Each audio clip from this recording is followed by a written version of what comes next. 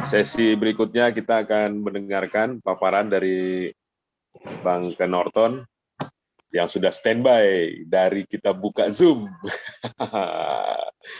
Selamat pagi menjelang siang, Bang Ken. Sudah sudah bersedia hadir. Terima kasih. Dan kita langsung saja ke Bang Ken Norton untuk menyampaikan paparannya. Silakan, Bang Ken.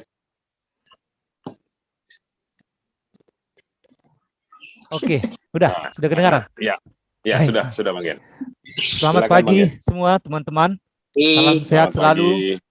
Amin. Semoga kita tetap semangat, dan ini Pra UKW yang akan membahas bagaimana kesiapan kita nanti untuk pelaksanaan di hari besok ya, dan lusa selama 2 hari. Tadi sudah banyak ya disampaikan Mas Jajuli, dan kebetulan juga kita sama-sama di pengurus pusat, dan juga sama-sama saya sudah juga penguji juga ya, penguji UKJ, tapi besok itu saya tidak menguji ya. Nah, Mas Jajuli nanti yang akan mendampingi teman-teman untuk pelaksanaan UKJ. Secara teori saya yakin teman-teman sudah banyak membaca ya, dan juga tadi juga sudah beberapa hal disampaikan, tapi saya lebih fokus pada pedoman perilaku penyiaran dan standar program siaran, kode etik jurnalistik, dan tentu hukum pers. Nah, acuannya atau landasan dasarnya adalah Undang-Undang 40 tahun 99 tentang pers, kemudian Undang-Undang tentang penyiaran nomor 32 tahun 2002, dan satu lagi yang baru adalah Undang-Undang Ciptaker ya, Undang-Undang Cipta Lapangan Kerja ya. Nah, ini juga masuk karena ada beberapa poin revisi di Undang-Undang 32 terkait dengan izin penyiaran, lembaga siaran, dan juga terkait dengan analog switch off ya, yang sudah diatur dalam undang-undang ini.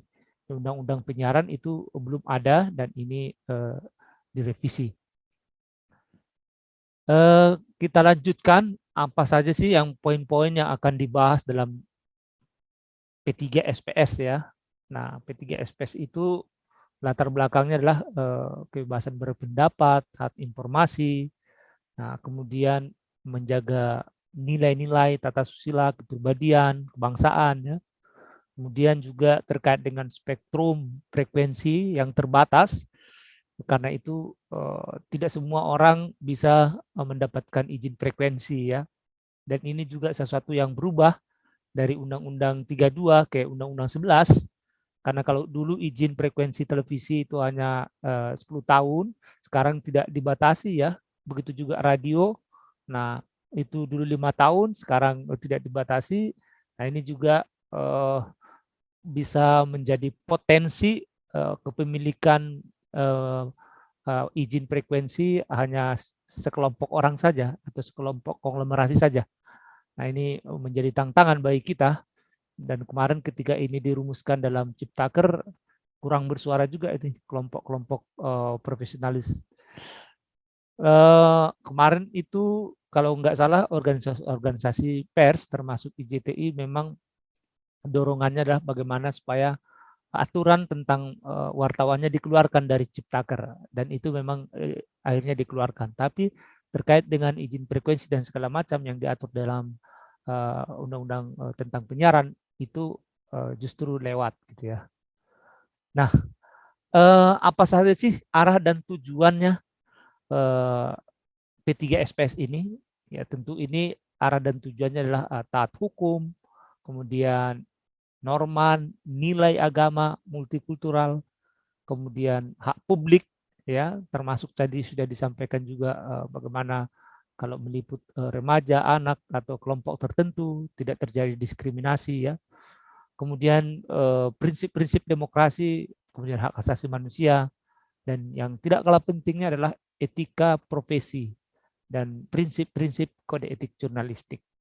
Nah, dalam pedoman perilaku penyiaran dan standar program siaran juga memuat tentang kode etik jurnalistik. Sehingga dalam pertimbangan peraturan itu juga mencantumkan Undang-Undang 40 tahun 99 tentang pers. Standar program siaran, isinya apa? Nah, ini teman-teman dalam uji kompetensi biasanya ditanya ini. Pertanyaannya biasanya apa pertimbangan Anda untuk meliput atau mengusulkan satu ide berita, satu ide liputan. Dan ketika sudah dapat, apa yang menjadi pertimbangan Anda untuk menyatakan bahwa berita ini layak siar. Nah, yang begitu itu sering ditanyakan ya dalam uji kompetensi jurnalis.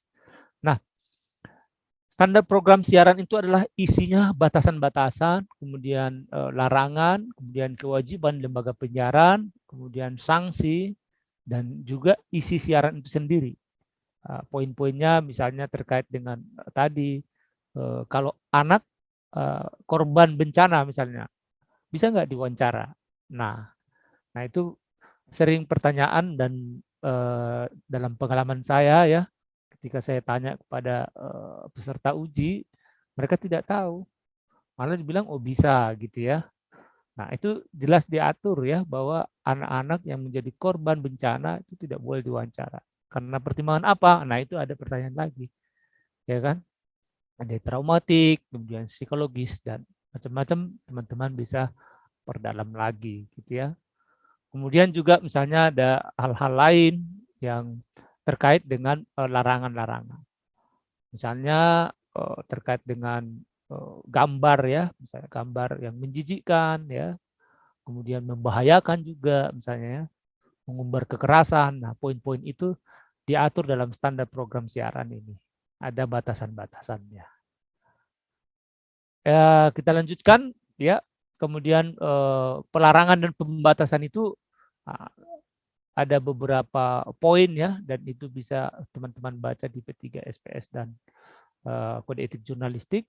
Misalnya menayangkan ketelanjangan, adegan seks atau suara, kekerasan seksual, eksploitasi bagian tubuh, tarian erotis, menampilkan kata-kata cabul. Nah, juga membuat misalnya pembenaran seks di luar nikah. Nah, ini ada diatur dalam P3 SPS ini ya.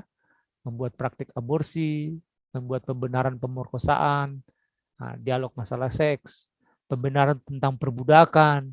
Kasus baru-baru ini kan misalnya kasus yang di Langkat ya, ada kerangkeng di rumah Bupati Langkat, ini memprihatinkan gitu ya.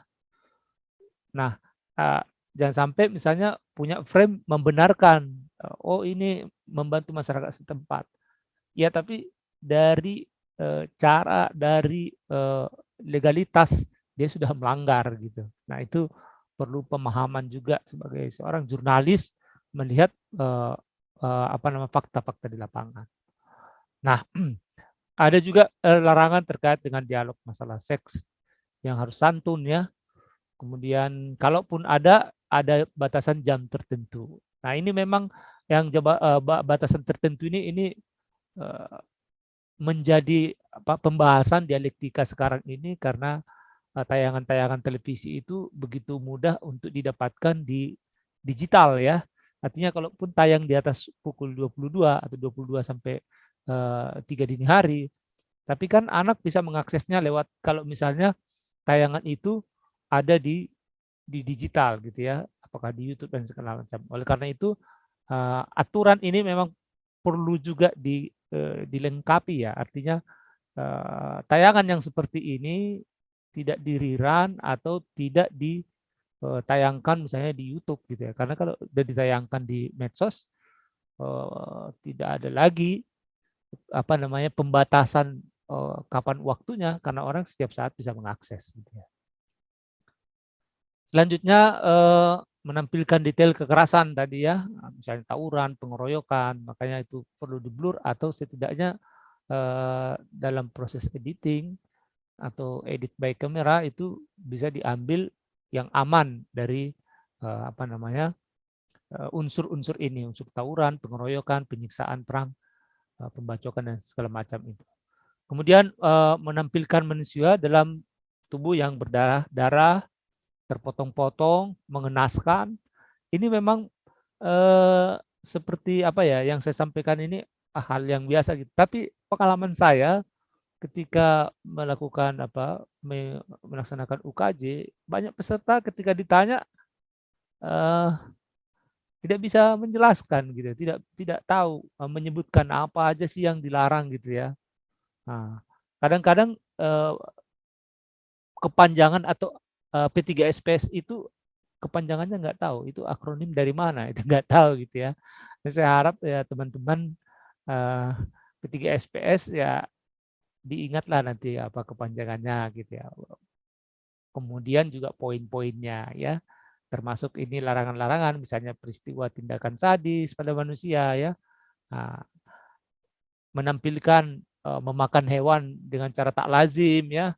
Kita tahu pernah itu terjadi ya, saat satu siaran karena makan sesuatu akhirnya nama programnya pun diganti menjadi ditambah kata bukan di depan gitu ya. Nah, itu juga saya kira harus menjadi perhatian kita. Ungkapan kasar misalnya, kecenderungan menghina, merendahkan ya, kemudian diskriminasi, vulgar ya. Nah, ini tidak boleh. Kemudian menyalahgunakan rokok. Nah, ini juga sulit juga kadang ya soal rokok ini. Kadang-kadang kalau tidak dilihat detik per detik, ternyata ada yang merokok gitu ya. Nah, ini juga problem. Kita harus lebih hati-hati. Ya. Kemudian muatan praktik perjudian, kemudian muatan mistik, horor, ya. Ini juga di program-program tertentu yang non jurnalistik sering kita lihat, gitu ya. Misalnya mayat bangkit dari kubur dan macam-macam itu. Nah, ini menjadi perhatian kita. Kemudian ini penggolongan program siaran ya. Kalau ini tidak dicantumkan sebenarnya dalam P3SPS dan di Undang-Undang 32 tahun 2002 tentang penyiaran itu ada sanksinya. Karena itu setiap lembaga siaran harus mencantumkan penggolongan siaran ini. Nah, kemudian program siaran jurnalistik. Nah, ini tadi yang saya sebutkan. Ini juga diatur dalam pasal-pasal peraturan KPI memuat kode etik jurnalistik ya. Nah, jadi ada dua lembaga yang menjadi penjaga gawang jurnalisme untuk televisi ya. Kalau untuk cetak beda gitu ya, karena untuk cetak P3SPS-nya nggak masuk. Kalau kita untuk televisi ada Dewan Pers yang menurunkan kode etik jurnalistik melalui peraturan Dewan Pers ya. Kemudian KPI Komisi Penyiaran yang menurunkan Undang-Undang 32 tahun 2002 tentang penyiaran dalam aturan atau peraturan KPI tentang P3SPS ya. Jadi ini teman-teman ada dua lembaga yang kita ini ya. Jadi bedanya itu. Jadi ketika ditanya misalnya apa sih yang membedakan jurnalis televisi dengan jurnalis cetak, salah satunya itu tadi kita aturannya ada juga P3SPS ya atau Undang-Undang Penyiaran juga sebagai dasar hukumnya. Nah, selanjutnya kode etik jurnalis itu berisi apa sih gitu ya. Nah, tadi sudah disinggung juga sebagian, misalnya independen. Yang dimaksud dengan independen ya, tidak berpihak ya, akurat, berimbang, tidak beretikat buruk. Tidak beretikat buruk itu maksudnya apa? Ya tidak berprasangka buruk, tidak menghakimi orang gitu ya dalam peliputan bertanya misalnya atau juga dalam menulis berita gitu. Nah, itu tidak boleh beretikat buruk gitu ya. Jadi kita harus profesional, melakukan verifikasi ya, kemudian tidak mencampurkan fakta dengan opini ya, tetap selalu praduga tak bersalah. Jadi tidak kita hakimi orang atau kita anggap Anda salah, tidak begitu. Jadi lakukan saja verifikasi, apakah verifikasi dokumen atau verifikasi keterangan melalui wawancara gitu ya.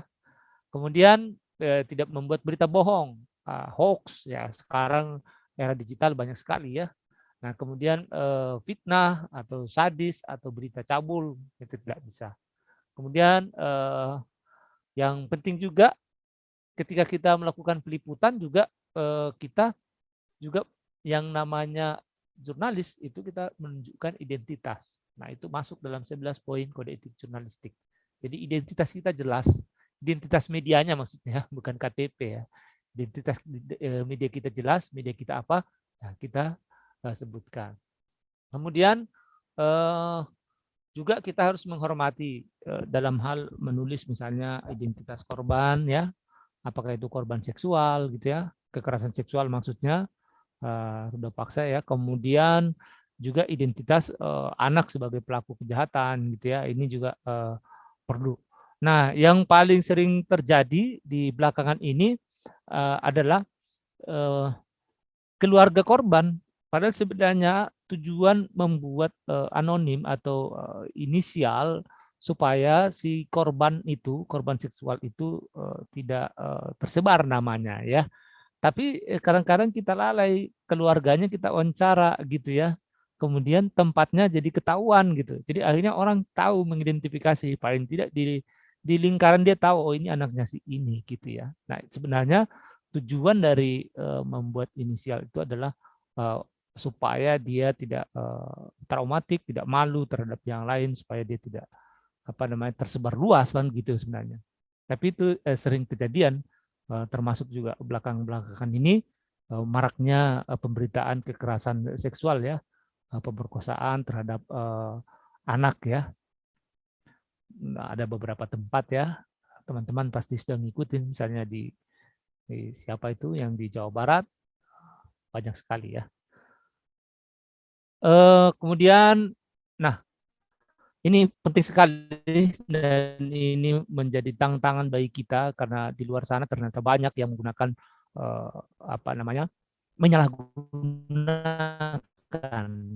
menyalahgunakan profesi jurnalis itu untuk kepentingan pribadi ya.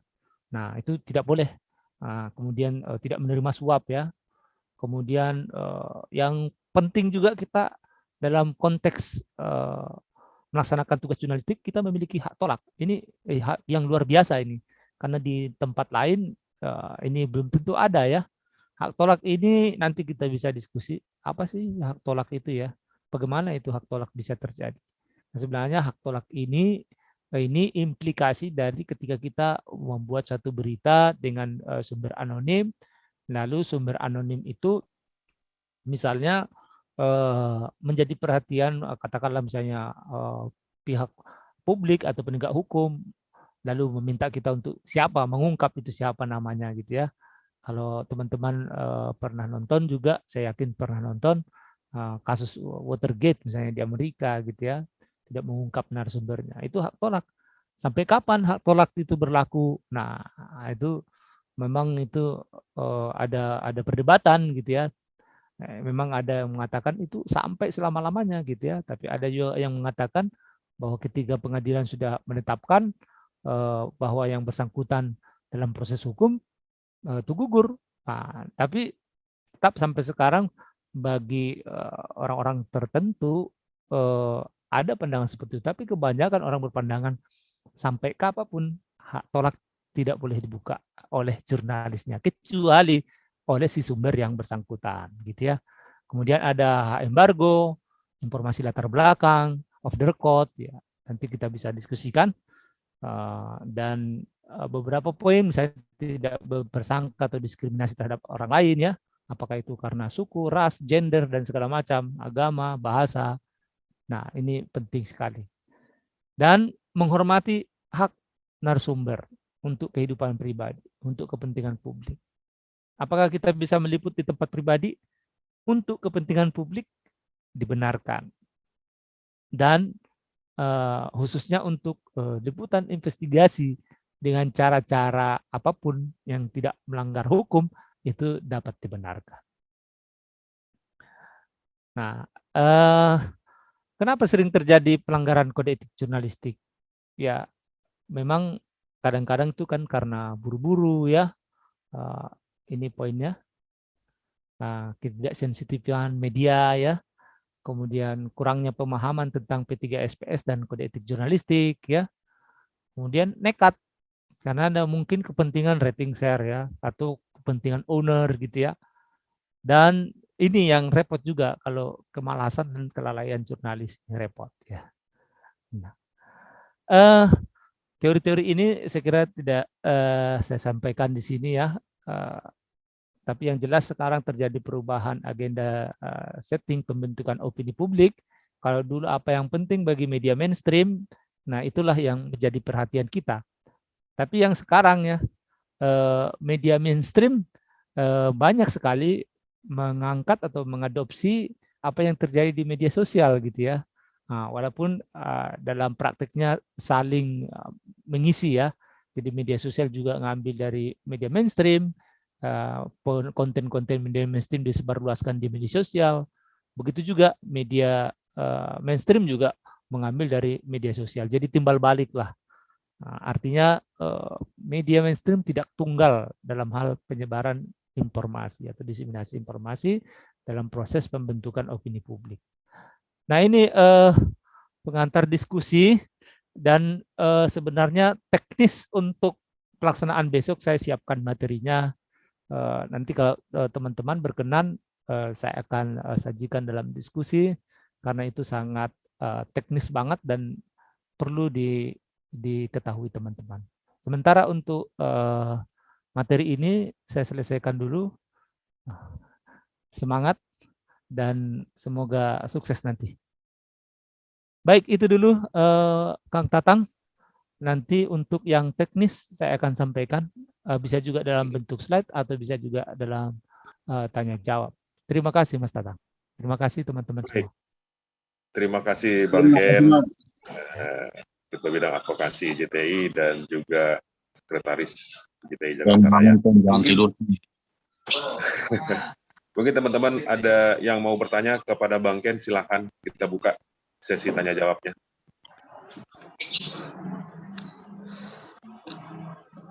Mas, kalau untuk penyuguhan tayangan itu kan sejauh ini kita terapkan ya penetapan pengambilan gambar seperti stop janin bayi, stop gambar frontal kayak gitu. Nah, tapi kadang juga kan kita berpikir nanti kita akan dibantu sama editor nih kantor. Walaupun ada kecolongan gambar darah seperti itu. Nah, kadang kita berpikir kalau memang ada darah di situ, tapi kadang-kadang dari editor sendiri yang kadang nggak ngebantu kita juga ketika kita ada kesalahan sedikit, ada janin bayi yang kita zoom. Ya, jadi sebenarnya harusnya dari editor juga kerjasama dengan kita karena kan di situ ada dia pantau gambar yang kita kirim. Sebenarnya kan kayak gitu juga kali, Pak. Baik. Saya kira demikian, Mas. Mas Atam, silakan perkenalkan diri. Saya CNN Indonesia. Transtra. Yap. Ya, saya kira itu sudah membantu juga menjelaskan ya, Mas Atom ya. Saya kira memang harus ada koordinasi. Saya juga punya pengalaman di Metro TV diminta oleh HRD untuk memberikan pemahaman politik jurnalistik P3SPS bagi teman-teman editor dan staf di library dan staf library ya, sehingga mereka juga punya pemahaman, jadi tidak lolos begitu aja. Dan kebetulan juga bukan kebetulan, dan satu-satunya yang mengklasifikasi IJTI mengklasifikasi peserta uji itu ada yang dari video editor, ada dari kameramen, dan ada juga dari reporter gitu ya. Jadi kalau di lembaga uji lain itu tidak ada seperti itu. Mereka hanya untuk reporter semua. Di JTI kita menerapkan itu. Dan memang itu harus dikolaborasikan. Artinya saringan berlapis itu saya kira bagus sekali gitu ya. Sehingga tidak lolos sampai ke layar. Ada pertanyaan lagi sebelum ada pertanyaan? Kalau tidak ada, saya mungkin share sebentar ya, dan ini nanti saya kirimkan juga ke Mas Tatang untuk membantu teman-teman apa saja sih yang mau dikerjakan besok. Karena tadi sudah disampaikan sekilas oleh Mas Jaduli, tapi saya kira perlu lebih teknis supaya bisa membantu teman-teman. Karena untuk di sesi berikutnya mungkin tidak akan membahas teknis lagi ya. Saya coba akan share supaya teman-teman nanti apa sih yang mau kita kerjakan besok itu ya.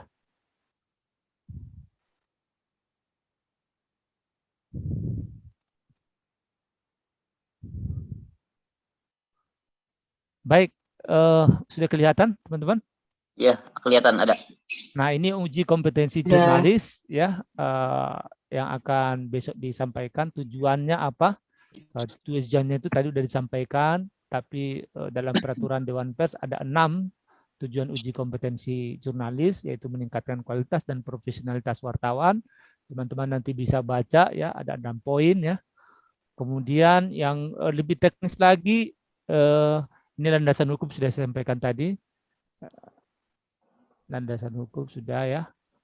Nah, uji kompetensi itu apa saja sih yang dikerjakan? Nanti ada dua penilaian peserta uji. Yang pertama unjuk kerja, yang kedua wawancara ya. Untuk unjuk kerja harus mampu melaksanakan praproduksi, produksi dan pasca produksi. Untuk wawancara itu nanti akan ditanyakan seluruh proses yang dikerjakan dan nanti akan seluruhnya berlandaskan kode etik jurnalistik dan P3SPS. Nah, selanjutnya unjuk kerja itu akan ada pengamatan ya sesuai kinerja dalam produksi berita sesuai dengan kapasitas dan jenjangnya. Ini materi yang saya sajikan untuk muda ya. Jadi nanti ada produk tertulisnya dalam setiap tahapan. Produk-produknya apa saja ya, nanti kita lihat ya. Nah, ini tadi yang poin wawancara, ada tanya jawab tentang pola kerja, penggunaan IT dalam bekerja, dalam memproduksi ya. Kemudian pengetahuan, pemahaman, kesadaran. Jadi ada 3 elemen tadi ya, ada pengetahuan, kemudian ada kesadaran dan ada keterampilan. Jadi sebenarnya untuk kesadaran itu ada di tingkat utama, kemudian pengetahuan muda dan keterampilan muda. Jadi yang 2 itu muda madya. Kesadaran di level utama gitu ya. Tapi semua itu harus ada pada setiap peserta uji. Kemudian tentang proses produksi berita TV, mulai dari praproduksi, produksi dan pasca produksi. Ada 11 elemen kunci ya, UKJ, nanti ada poin-poinnya. Kemudian ada kode etik jurnalistik dan P3SPS. Nah, penilaian produksi apa saja? Pertama, aktif nanti ikut di rapat perencanaan berita, kemudian check all. Check all itu mengontak narasumber, kemudian meriset usulan berita, kemudian mencatat rencana peliputan dan penugasan dari produser atau korlip, karena ini semua muda, jadi disamakan semua, berarti kan walaupun teman-teman ini ada yang sudah jadi produser atau IP atau apapun posisinya, sekarang masuk di muda, jadi pengerjaannya ini. Tentu nanti akan ada pertimbangan bagi penguji ketika melihat, oh ini punya nilai lebih, karena memang di kantor juga udah posisinya produser atau IP, pasti menjadi pertimbangan. Tapi hal-hal yang mendasar ini jangan sampai lupa gitu. Kemudian produk tertulis. Jadi tadi ada pengamatan oleh penguji, lalu ada produk tertulisnya. Nah, misalnya apa usulan berita tertulis. Jadi usulan beritanya ditulis gitu ya. Nanti ada teman-teman bikin lembar kerja yang tertulis, usulan berita itu apa, pertimbangannya apa, pasti ditanya pertimbangannya apa, ya news value-nya gitu kan, itu selalu menjadi pertimbangan news value-nya. News value apa, teman-teman pelajari, misalnya magnitude-nya, proximity apa berapa jenis misalnya, proximity ada proximity geografis, psikologis, ideologis gitu ya. Nah, itu apa itu gitu teman-teman bisa baca gitu ya. Kemudian catatan rencana peliputan ya dan penugasan dari produser atau korlip. Jadi kita harus terbiasa membuat catatan. Walaupun sehari-hari mungkin tidak melakukan seperti itu, tapi dalam UKJ ini ya harus melakukan gitu ya. Karena itu menjadi produk tertulis nantinya, produk tertulis. Nah, produksinya apa? Teman-teman nanti diminta untuk membuat produksi. Nah, itu kinerjanya filming ya, atau pembuatan film atau video peliputan berita. Nah, bentuknya apa? Bisa wawancara doorstop atau vox pop atau stand up, atau bisa juga interview atau setting interview gitu ya. Kemudian bisa liputan konferensi pers. Biasanya di awal kalau IJTI menyelenggarakan di awal dalam rundown itu sudah ada konferensi pers dari Dewan Pers, nanti wawancara itu dijadikan menjadi satu berita. Formatnya apa? Nanti teman-teman dikasih penawaran. bisa full shot, bisa paket atau apa yang menurut teman-teman dari bahan itu cukup untuk dijadikan sebagai format berita televisi. Kemudian produksi tertulis itu ada juga. Jadi selain audiovisual, ya video yang dikirimkan linknya, nah itu nanti akan dilaksanakan, diumumkan oleh panitia kapan batas terakhir untuk pengiriman produksinya. Nah harus juga disertai dengan produksi tertulis. Nah, apa saja itu? Misalnya riset dan pengumpulan bahan sekunder, kemudian catatan reportase, ya wawancara berita buletin ya, kemudian filming log sheet-nya harus ada ya, catatan perekaman gambar berita buletin. Ini bukan magazine, karena kalau untuk magazine untuk media, ini untuk muda hanya pada straight news lah gitu ya, jadi buletin gitu ya. Kalau berita ini apa namanya, berita online atau cetak bahasanya straight news. Kalau ini berita buletin, jadi bukan magazine, bukan features, bukan, ini buletin. Kemudian grafik listnya, daftar grafik apa saja yang jadi kalaupun bukan kita yang bukan grafisnya, tapi kita sudah bikin poin-poin yang dibikinkan grafis yang akan kita mintakan kepada editor grafis, kira-kira begitu. Nah, kemudian pasca produksi apa yang harus dilakukan ya? Nah, mengikuti rapat rundown ya. Jadi tentu setelah kita produksi apakah dia masuk di rundown ya. Nah, itu sudah harus punya kemampuan mengusulkan, oh ini penting. Ketika ditanya apa pertimbangan Anda mengatakan itu penting? Unsur apa? Kembali lagi nilai berita atau news value-nya gitu ya. News value-nya apa? Oh ini menarik, menjadi perhatian publik. Yang paling utama dalam nilai berita itu adalah kepentingan publik.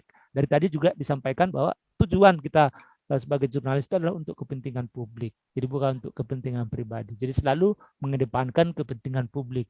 Nanti ketika ditanya di rapat rundown, oh ini apa nih pertimbangan Anda untuk mengajukan itu? Ya kata kuncinya selalu nilai berita, news value-nya. News value apanya? Nah ya, kan bisa ada unsur konflik, bisa ada unsur apa? Misalnya unsur menariknya, misalnya gambarnya yang menarik. Nah itu bedanya kita dengan unsur-unsur yang selama ini buku yang kita baca misalnya lebih perspektif cetak gitu ya. Karena kalau di kita itu ada gambar yang menarik gitu. Oh gambarnya menarik dari sisi apa gitu ya. Nah itu bisa teman-teman jelaskan. Kemudian melakukan preview ya, membuat time code itu harus tuh. Kan sekarang ini udah jarang apa time code. Memang ini mata uji juga ya bisa juga perlu perkembangan ya, karena kalau dulu time code pakai kaset ya harus bikin gitu ya. Sekarang dikirim juga dalam bentuk digital, time code bisa berubah juga. Tapi paling tidak ada verbatim ya, melakukan pencatatan verbatim, transkrip dari wawancara itu, sehingga kalau ada SOT yang cukup panjang tidak merepotkan bagi produser dan editor gitu ya, editor visual maksudnya. Kemudian menulis skrip, teman-teman harus bisa menulis skrip naskah, dan di sinilah pengetahuan bahasa gitu ya. Tapi di sini tetap untuk buletin, bukan magazine. Kemudian melakukan dubbing, menyusun shortlist ya. Jadi hasil perekaman, jadi harus ada shortlistnya. Saya yakin teman-teman sudah mengerjakan sehari-hari, tapi bagaimana mungkin juga ya dengan perkembangan teknologi tidak selalu lagi gitu ya, bisa juga. Nah dalam hal ini akan diingatkan lagi dan diminta untuk setiap peserta melakukan itu. Kemudian pasca produksinya itu melakukan penyuntingan ya, audiovisual. Nah ini audiovisual ini editing. Nah ini untuk muda media itu muda baik reporter maupun kameramen melakukan hal yang sama. Kemudian melakukan penyuntingan grafis ya. Nah, jadi setelah kita bikin daftar calon grafis misalnya, bahan grafis ya kita edit gitu menjadi sebuah materi grafis. Kemudian produk tertulis bagi jurnalis TV muda yang sebagai reporter dan kameramen. Apa yang harus dilakukan? Membuat skrip audiovisual berita buletin televisi dan membuat shortlist berita buletin televisi. Nah, beda dengan yang editor. Kalau editor dia membuat paket berita buletin TV yang dia terjemahkan dari skrip reporter ya, dan dikemas menjadi audiovisual yang sesuai dengan kode etik jurnalistik dan P3SPS. Apa saja kode etik P3SPS tadi? Itu tadi. Ya, seperti pertanyaan Mas Atem tadi, kalau ada gambar yang dari reporter atau kameramen dikirim, ternyata ada yang berdarah, tetap aja lolos sama dia, ini menjadi penilaian gitu kan, bagi editor itu ya. Kalau soal estetika bisa menjadi pertimbangan berikutnya, artinya ketika oh ini dia udah paham dasar ini, berarti udah kompeten. Tinggal estetikanya makin bagus, berarti nilainya bisa lebih gitu. Nah, saya kira itu teknisnya. Mudah-mudahan teman-teman bisa terbantu memahami apa yang akan dikerjakan besok. Intinya kita akan melakukan pra-produksi, produksi, dan pasca produksi. Yang kedua, bahwa apa yang kita kerjakan, seluruh catatan-catatan tertulis kita sampaikan di lembar kerja. Kemudian kita juga harus menghadapi wawancara one-on-one dengan penguji. Saya kira itu teman-teman. Nanti ini kita share juga ke teman-teman supaya ada bekal teman-teman untuk besok. Saya yakin teman-teman itu sudah terbiasa lah untuk mengerjakan ini. Tinggal bagaimana kita apa yang kita kerjakan itu sebenarnya ada acuannya, ada dasarnya. Nah, itulah yang ada di uji kompetensi jurnalis ini. Saya kira itu teman-teman. Silakan kalau ada mau bertanya, kita diskusikan lebih teknis boleh untuk besok supaya semua juga oke gitu ya. Harapan saya sih semua kompeten gitu ya. Bahasanya kompeten sama belum kompeten itu ya. Jadi bukan lulus tidak lulus, tapi ini kompeten atau tidak kompeten ya. Bukan impoten ya, kompeten atau belum kompeten. Saya kira itu teman-teman. Terima kasih, saya kembalikan ke Kang Tatang. Terima kasih Bang Ken. Mungkin kalau lagi ada pertanyaan lagi silakan ke Bang Ken, mumpung Bang Ken banyak waktunya. Hal Bang, izin nanya. Ya. Dari JAK-TV. Iya, silakan Kang. Pasca produksi yang poin pertama Bang Ken. Ya. Kami kan status kami kawan-kawan di sini kan kontributor. Ya. Itu mengikuti rapat itu seperti apa ya penjelasannya Bang Ken? Oh iya, memang dalam pedoman uji kompetensi jurnalis IJTI karena memang tiap media punya ini ya, media televisi punya cara atau style masing-masing. Nah memang posisi kontributor itu memang ketika rapat ya tidak ikut rapat ya misalnya ya, tapi setidaknya teman-teman bisa menyampaikan usulan rapat. Ya kan, usulan itu poin-poin usulan gitu. Oh ini penting. Tapi saya yakin teman-teman itu bahkan sudah terbiasa dengan kreatif, nyari sendiri gitu kan. Nah itu tinggal bagaimana itu dituliskan gitu. Oh usulan saya ini menarik. Sebenarnya secara kebiasaan sehari-hari teman-teman sudah tahu tuh. Oh ini bakal tayang nih. Oh ini bakal tayang nih gitu.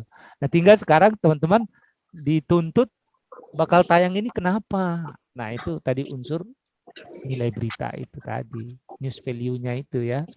Nah, karena menarik, konflik, ini kepentingan publik, nah yang begitu.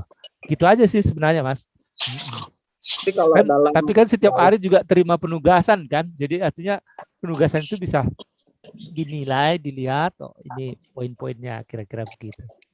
Tapi nanti kalau rapat redaksi teman-teman aktif aja bertanya, menyampaikan saran gitu ya, supaya terlihat karena penguji melakukan observasi, pengamatan. Oh ini, jadi kalau biasanya itu ditanya, kenapa Anda tidak bertanya sama sekali gitu kan? Tapi sejauh nah ini itu. lebih Atau banyak kenapa tidak ada komentar sama sekali begitu? Nah gitu Mas. Itu kan berita yang kami kirimkan melalui rapat redaksi, Bang Ken. Iya. Itu hanya, setahu saya itu hanya petinggi-petinggi yang ada di kantor seperti produser dan asisten produser. Tugas kami kan hanya mengirim berita yang menurut kami, oh ini sudah memenuhi kode etik jurnalistik dan P3SPS. Nilai berita dulu. Nah, apakah kami punya hak di situ ketika kami berstatus kontributor, Mas? Ya, kan ada dialog, kan tidak satu arah kan Mas? Artinya kan teman-teman juga bisa mengusulkan kan, oh ini ada peristiwa ini, ya misalnya ada kebakaran atau apa kan artinya redaksi di pusat kan nggak selalu tahu, teman-teman yang lebih tahu di lapangan kan. Nah artinya apa pertimbangannya ketika Anda mengusulkan itu gitu misalnya kan. Nah, memang sih lebih banyak pada saat peristiwa ya, misalnya kalau terjadi kebakaran atau terjadi bencana gitu ya.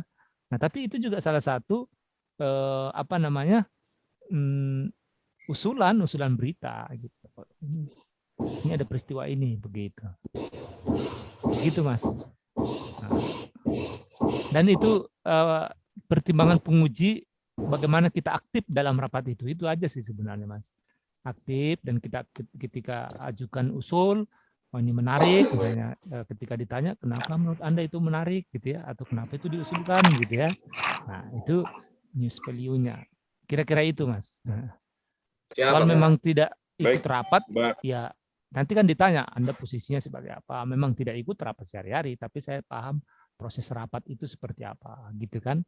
Karena pastilah ada seperti yang tadi saya bilang, bisa juga dari medsos ada muncul informasi, bisa dari grup WA, bisa macam-macam. Nah, menjadi perhatian publik, oh ini menjadi perhatian publik, menjadi menarik diusulkan dalam proyeksi gitu ya. Oke, silakan. Ada lagi. Mbak Rina, silakan Mbak Rina. Udah resen itu? Resennya ya, halo. Iya. Halo. Sinyalnya agak kurang jelas di sini, mungkin agak terputus ya. Oke, jadi pertanyaan gini Bang, ini kan tadi kan sudah, saya mungkin ada beberapa yang skip karena tadi lagi di jalan, cuman lebih kepada teknis sih Bang, karena kan saya basicnya tuh online. Nah, di online tuh kan kita nggak ngerti istilah-istilah kayak SOT segala macam kayak gitu. Nah, ada kayak semacam tanda kutip kelonggaran atau mungkin ada apa ya, ada semacam arahan nggak sih untuk kami besok tuh seperti apa untuk lebih ke teknis seperti itu Bang. Makasih. Oh ya, baik. Terima kasih Mbak Rina. Memang itulah memang salah satu kekhususan IJTI ya, karena memang ini yang diuji adalah peserta jurnalis televisi, dan ini juga dituangkan dalam peraturan Dewan Pers ya. Peraturan Dewan Pers itu tegas sekali mengatakan bahwa uji kompetensi platform televisi itu mengacu pada pedoman uji kompetensi yang dibuat oleh IJTI. Jadi ya teman-teman, saya harap belajar walaupun dalam waktu singkat ini, paling tidak istilah-istilah dasar bisa dipelajari lah. Nanti itu kan misalnya time code ya kan, tinggal melihat dari detik ke berapa ke detik berapa.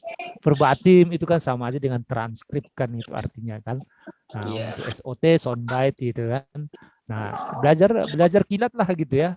Tapi kalau untuk proses apa namanya, bagaimana usulan berita itu sama aja dengan yang cetak online, sama aja. Pasti pertimbangannya news value-nya gitu kan. News value-nya apa aja, teman-teman nanti saya kirim di sini, dan teman-teman juga bisa lihat di Google juga pasti banyak itu kan, ada magnitude, proximity, kemudian konflik, ya, ada soal kekerasan seksual dan segala macam, itu masuk dalam poin-poin news value-nya gitu. Jadi saya berharap ya silahkan Mbak Ana untuk Rina ya tadi ya, untuk belajar kilat lah tentang istilah televisi, singkat kok bisa lah itu. Iya Mas, memang sebenarnya hanya baik, beda ada lagi silakan. nama aja, Mas. Sebetulnya hanya beda di sebutan nama aja, kayak model apa tadi, soundbite ya, sebenarnya wawancara kayak gitu. Jadi kalau untuk di online memang beda. Kayak PTC aja mungkin reporter ini tugasnya gitu. Iya, gitu. iya. Beda di penyebutan nama aja. Iya. Sudah dibantu sama Mas Watem. Nanti langsung kontak sama Mas Watem ya kan, bisa apa namanya, sharing sebelum terjun ke medan uji. Silakan, ada lagi atau mau direspon lagi, respon balik sama Mbak Rina? Mbak Rina, ada pertanyaan lagi, Mbak Rina? Ya, kalau enggak yang lain ya. Nggak ada. Mungkin yang lain silakan. Ya, silakan. Di chat apakah ada? Chat masih kosong, Mas. Oke. Ya. Mm-mm. Silakan teman-teman. Kalau ada lagi yang ditanyakan. Mas izin nanti untuk uji kita itu bahasanya ini kan kayak teman-teman online juga kan nggak tahu kalau kayak soundbed sebutannya apa gitu. Jadi lebih apa ya, umum ya Mas, bahasa sebutan umumnya ya. Kita tetap bahasa televisi. Nanti naskahnya juga naskah TV ya, bukan naskah online. Bukan naskah cetak. Semua naskah TV. Wawancara verbatim itu tetap kita gunain juga. Iya. Time code-nya juga disebutin. Verbatim itu dari detik ke berapa sampai ke detik berapa. Wishlist-nya juga, misalnya ketika mau liputan apa yang dilakukan gitu ya. Misalnya hari ini saya mau liputan nih. Nah, apa yang dilakukan? Sebelum Anda liputan, apa yang Anda lakukan? Itu kan jadi pertanyaan mendasar. Untuk proyeksi, saya riset. Iya, paling tidak proyeksi diri kita sendiri. Agenda yang kita mau apa sih? Ya produser itu yang bikin proyeksi untuk kegiatan besok gitu kan. Berarti bukannya country yang bekerja itu, yang bikin proyeksi itu. Ada dua hal, Mas. Ada dua hal, Mas. Jadi nanti Masnya bisa jawab. Pertama, ya penugasan. Penugasan itu kan sudah dari redaksi lah ya, dikirim. Nah, tapi setelah diterima penugasan itu, apa yang Anda lakukan? Kan bisa melakukan riset, ya kan? Nah, melakukan check call, ya, melakukan appointment, ya, janji ke orang kalau misalnya ada yang perlu diwawancara, gitu ya. Atau misalnya, ini lokasinya di mana, gitu ya. Nah, itu kan hal yang mendasar yang harus tahu juga. Nah, itu kalau yang penugasan. Kalau yang usulan sendiri, bagaimana, gitu ya? Saya riset dulu, atau kontak teman, kontak kemana, ke lembaga, institusi terkait dengan isu tertentu, ya. Nah, setelah itu bisa kita di riset di googling dan segala macam. Artinya kita melakukan riset. Nah, setelah itu itulah yang disebut dengan bahan liputan sekunder. Nah, setelah itu apa? Kita cari kontaknya. Setelah cari kontak, bikin appointment, janji, ya kan? Nah, setelah itu baru berangkat liputan. Artinya pergi liputan tuh nggak kosong gitu. Nah, begitu Mas. Jadi kalau ada pertanyaan begitu, ada dua hal gitu ya. Pertama memang penugasan. Nah, penugasan itu kan kita nggak langsung otomatis tahu, ya. Penugasan itu kita perlu lakukan riset, ya. Perlu tanya kiri kanan, perlu tanya teman, lembaga terkait, orang-orang yang kompeten di bidang itu, gitu kan. Nah, setelah itu bikin janji, telepon, atau WA, atau bisa juga Zoom, macam-macam lah. Yang penting kita berkomunikasi ke pihak terkait. Nah, bikin janji, ya meluncurlah, ya kan? Nah, tapi sebelum meluncur, kita sudah punya bayangan. Kalau selama ini liputan bayangan aja. Nah, ini nanti dituntut teman-teman sebelum meluncur sudah ada list gambar apa yang dibutuhkan. Ya kan? Jadi ya udah ada list visualnya. Satu, saya nanti akan ambil establish, saya akan ambil ini, saya akan ambil ini. Sehingga terciptalah satu sekuen nanti ketika ditanya, oh ya ini Bang. Jadi dia menghasilkan satu filming ya, video yang apa namanya standar broadcast. Kira-kira gitu, Mas. Siap. Terima kasih, Mas. Jadi seorang reporter atau kontributor televisi dituntut itu dia sudah harus punya daftar gambar yang akan disyuting. Ya bedanya dengan cetak tadi kan dia tidak mikir itu, online tidak mikir itu kan. Nah, teman udah harus gitu. Selain soundbite yang akan diwawancara ya, orangnya narasumber bikin appointment juga udah harus punya list gambarnya, listnya. Kira-kira begitu. Jadi ada dua kali ya bikin list itu ya, list gambar yang mau diliput atau mau disuting, dan di pasca produksi di pasca produksi ada list timecode ya. Jadi timecode ini tentang ini gambar ini, timecode ini gambar ini, tentang ini gambar ini. Kemudian soundbite-nya timecode-nya ini, gitu loh. Iya. Nah, itu sebenarnya sudah biasa dilaksanakan teman-teman. Nah, tinggal nanti dibikin jadi tertata gitu. Baik teman-teman, ada lagi? Ya, Ini kalau hal-hal dalam- teknis nanti teman-teman supaya semua inilah gitu kan. Izin Mas, izin. Ya, iya silakan. perkenalkan diri dulu ya. Saya Rati Aulia dari JPM TV, Jawa Post TV. Nanti ketika kita kan ada usul liputan ya, terus kemudian menghubungi narsum, apakah nanti kita juga akan di situ wawancara langsung dengan narsumnya, maksudnya wawancara entah via Zoom atau apa, atau hanya sebatas usul liputan saja, atau emang akan jadi berita jadi yang sudah kita serahkan nanti pas UKJ? Ya, menarik sekali ya pertanyaannya Mbak Rati ya. Memang di beberapa lembaga uji seperti lembaga uji lain ya, mereka itu menerapkan wawancara by phone dan itu menjadi produk tertulis jadi berita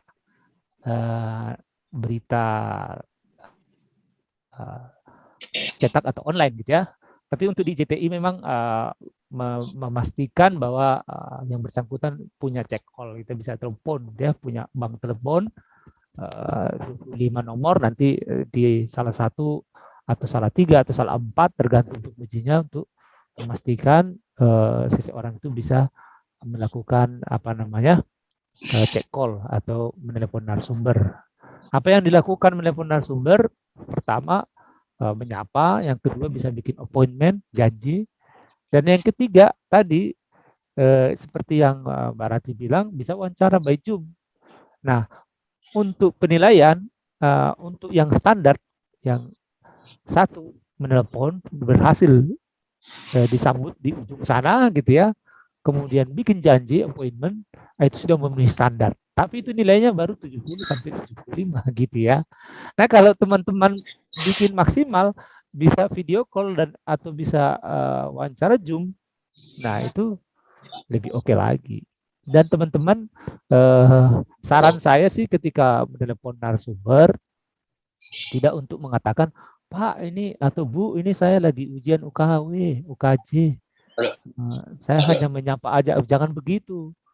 Saya langsung aja telepon seperti biasa, tanyakan misalnya informasi apa hari ini gitu ya.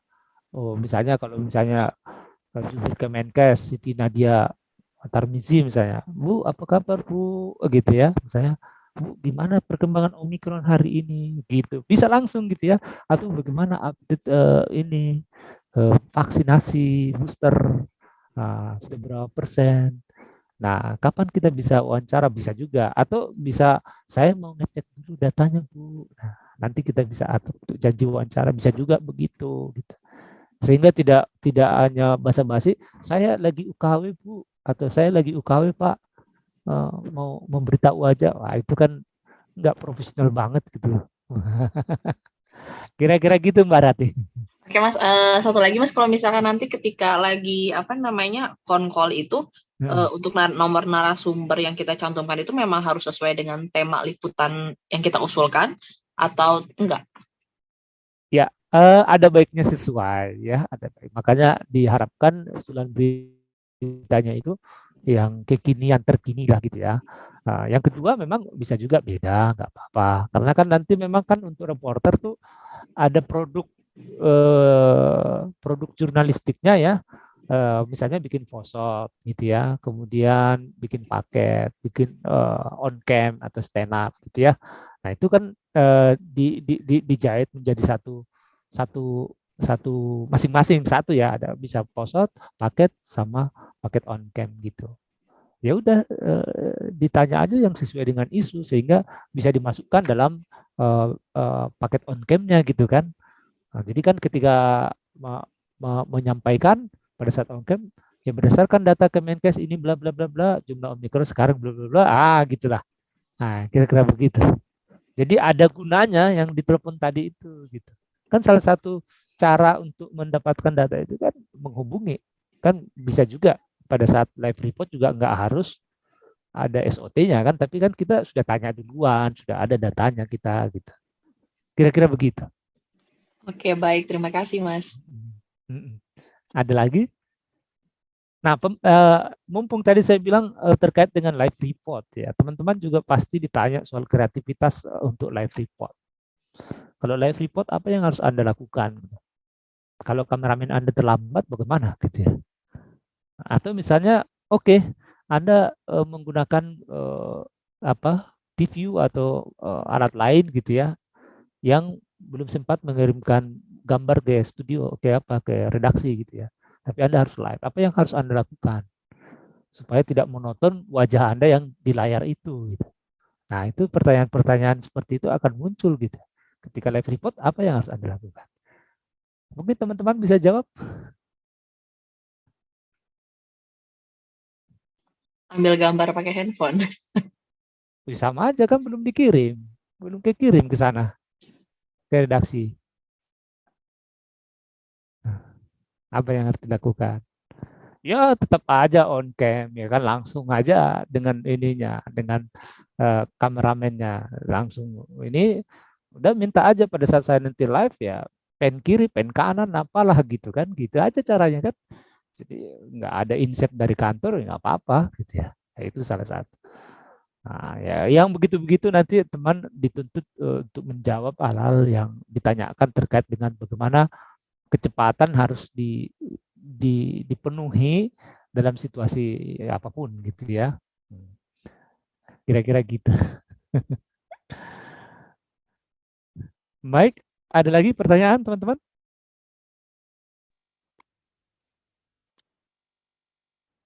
Kalau tidak ada pertanyaan lagi, Ya, kita kembalikan ke Mas Tatang nih. Nah, ayo ditanya, mumpung lagi ini. Besok nyesal, iya, nggak saya mumpung tanya masih ada kemarin. waktunya nih, Mas. Masih ada waktunya dikit lagi ya. Waktunya dengan Bang Ken. Udah habis waktunya, Kang Tatang. Masih ada. Oh, masih ada. Mohon izin share materi yang akan sampaikan tadi ke rekan-rekan, karena kan ada rekan-rekan dari online juga, Bang. Iya. Oke. Nanti di grup peserta UKJ nanti kita akan share semua materi dari pemateri nanti. Ya, Oke. terima Tunggu aja. Mau dikirimkan ke sini sekarang ke chatnya ini atau ke Mas Tatang aja ya? Iya. Kalau tidak ada lagi, berarti kita lebih cepat selesainya nih di sesi ini gitu loh. Nah, kebetulan untuk sesi yang ketiga nanti ada Mas Lukman, dia meminta untuk tetap waktunya nanti di jam segitu. Gitu. Nah, kalau tidak ada pertanyaan lagi, kita tutup sesi dengan Bang Ken. Mudah-mudahan nanti kalau ada pertanyaan-pertanyaan, mungkin bisa langsung aja japri dengan Bang Ken. Siap, nomornya di 8. Saya chat aja ya nomornya ya. Jangan sungkan-sungkan bertanya kepada saya. Tanpa dipungut bayaran kok. Boleh kita foto dulu? Iya, saya boleh kirim kita foto dulu bareng-bareng 13 dengan Bang Ken. Semuanya bisa dinyalain dulu videonya biar kita bisa foto bareng dengan Bang Ken. Oke. Videonya bisa kita nyalain dulu semuanya ya. Minta tolong ya. Kita foto dulu sebelum kita tutup sesi ini. Dan sesi ini nanti akan kita tutup, tapi Zoom-nya tidak akan kita tutup, Zoom-nya tetap akan berjalan. Teman-teman yang akan masuk nanti kita tunggu di jam 13.00. 13.00 nanti teman-teman bisa masuk lagi untuk sesi yang terakhir, nanti sesi yang ketiga. Ayo yang kita foto bareng dulu dengan Bang Ken semuanya. Semua anggota ini kan IJTI, kalau yang belum langsung daftar ya. Ya, kalau yang belum langsung kan secara otomatis ikut UKJ nanti langsung otomatis nanti diproses keanggotaan di IJTI-nya Bang Ken. Iya, Februari ini pusat untuk memverifikasi semua peserta. Mudah-mudahan teman-teman ini langsung jadi anggota nanti semua. Iya, betul. Biar nanti tidak sulit-sulit lagi untuk jenjang berikutnya. Oke, siapa yang belum nyala videonya? Ayo, yang belum nyala silakan, yang belum nyala. Kita foto bareng dulu. Oke, semuanya ya. Kita tunggu.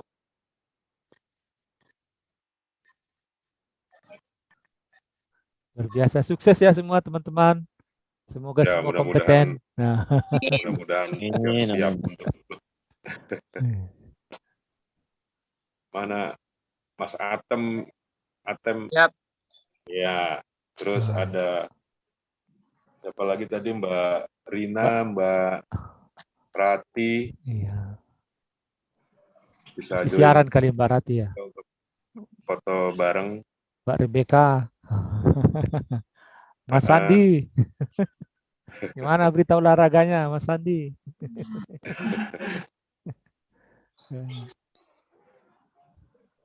Oke, yang ada dulu kita foto ya. Siap. 1, 2, 3. Ya. Oke, mantap. Oke semua. Sukses semuanya. Lagi. Satu lagi, sekali lagi. Ya, Sekali lagi. Itu ketua udah muncul tuh. Ya, ketua udah muncul juga. Jangan sampai. Mas Waduh. Ketua udah muncul, Pak Ketua. Sukses, Ganteng sukses. sekali.